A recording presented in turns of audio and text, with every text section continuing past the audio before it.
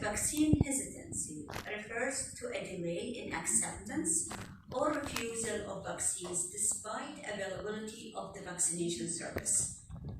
And it is quite complex and context specific, and it can vary across time, place, and vaccines.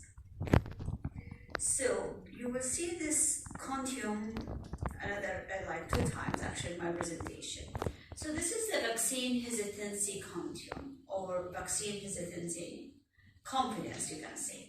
So it ranges between accept all vaccines, even if you are not sure, or refuse all vaccines, even if you are not sure.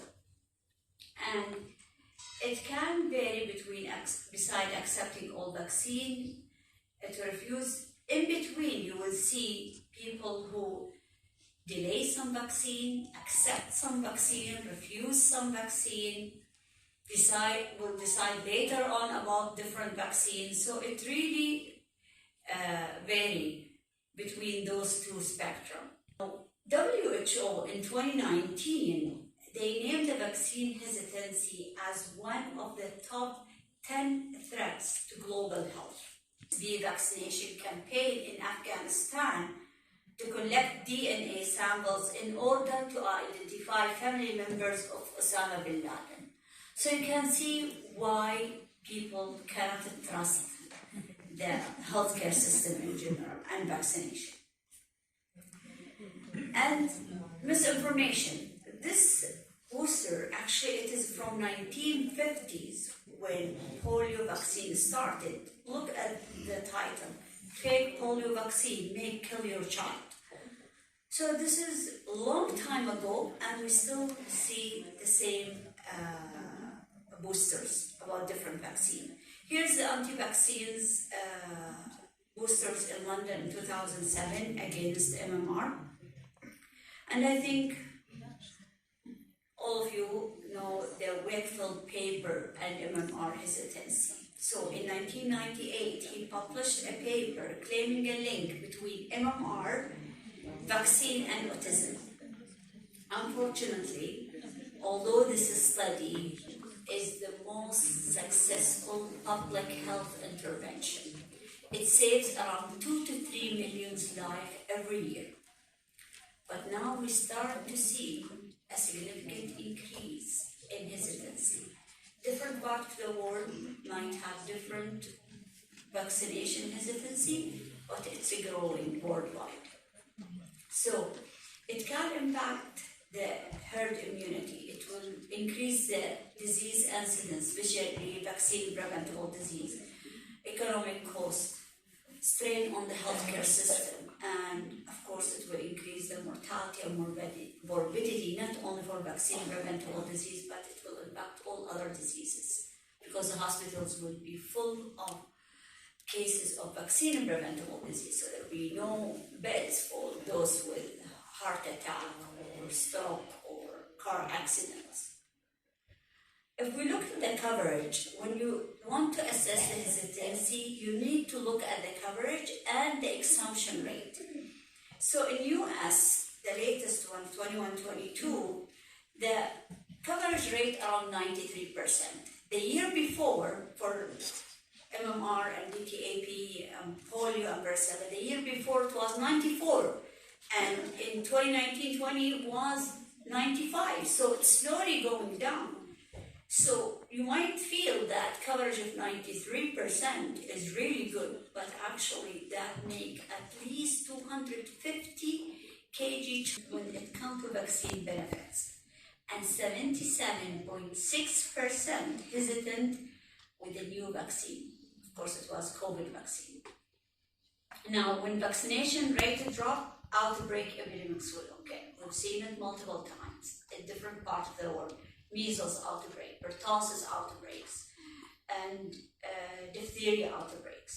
I think all of you know about Disneyland measles outbreak. There was a case of measles in Disneyland, and it spread to many other children. And unfortunately, measles outbreak, there are pockets of outbreak in the whole world. Now, vaccine hesitancy matrix.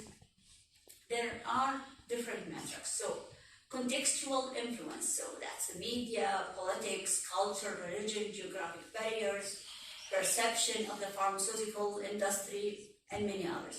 There's individual or group influences where the patient have their own belief or experience, or a group of people have their own attitude, or they develop their process in your authorities, in the provider. So multiple things. Hesitancy, you can refer to delay in acceptance or refusal, or accept some and refuse some, and can vary, and it influenced by three main factors. Confidence, trust in the safety and effectiveness. Complacency, where people think there is no vaccine preventable disease anymore, and the risk is very low. And convenience, where the extent in which vaccines are. Focus on the benefit before you focus on their concern, and then address their concerns. Resistance, you need to take it slow. You need to hear from them first and address all their issues rather than give them all the information. And be flexible. With the motivational interview, use open-ended questions. Reflection is very important. Summarize. Make them feel you are with them. You listen to them. You do understand their concerns. And now, there are traps you have to avoid it when you do interviewing, a motivational interview. For example, expert trap. Vaccine campaign may be too much to add with the patient's view, so instead say, how important is it for you to help protect your child? How important for you to protect your child? Or how important for you to protect yourself or to protect your loved one? And then lecture trap, don't give too much information. Ask them, is there any additional information can help you with, or can we talk about certain things you are concerned about? And close the question trap, avoid close the question as much as you can, and make it a mix between open and closed question. Writing reflex, important to avoid it because it will make those hesitant more resistance. And create a culture of vaccination within your practice, whether it's a clinic or hospital, facilitate everything for vaccination. This is the vaccination culture.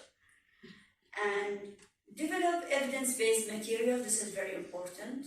I will show you a few resources to develop those materials. And there's a lot of materials online from trusted resources. Measure vaccine hesitancy within your community or your country, because based on this, it will help you make the right decision how to tackle those problems. Utilize web-based intervention. Actually, multiple studies showed that utilizing the web-based intervention was very successful in decreasing the hesitancy and increasing the acceptance of the vaccine. Be aware of your vaccination trend and provide storytelling. Storytelling, it's used by anti-vacciners a lot. So we have to use it also in a good way. We can ask parents or patients who experience an issue with hesitancy to speak to the others. We can tell them certain stories, and we can ask other healthcare workers to participate in those stories. These are credible organizations that you can go back to and get information. And always I share some of those resources with the parents. In summary, vaccination hesitancy refers to a delay in the acceptance or refusal of vaccination. A strong provider recommendation is a key predictor of receiving vaccine. Motivation interviewing, very useful in convincing those who are resistant to vaccination.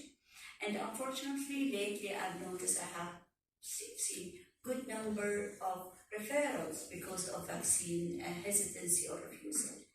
Web-based social media intervention storytelling is great way, increasing knowledge of vaccine and preventable disease and local vaccination trends, and refer them to the credible organization.